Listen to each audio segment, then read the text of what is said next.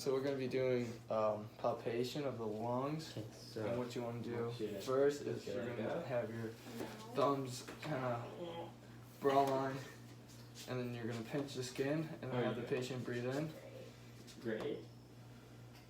And you're looking for your thumbs to evenly go out and come back in while they're breathing. And then we're going to have the patient say 99, feeling for vibrations.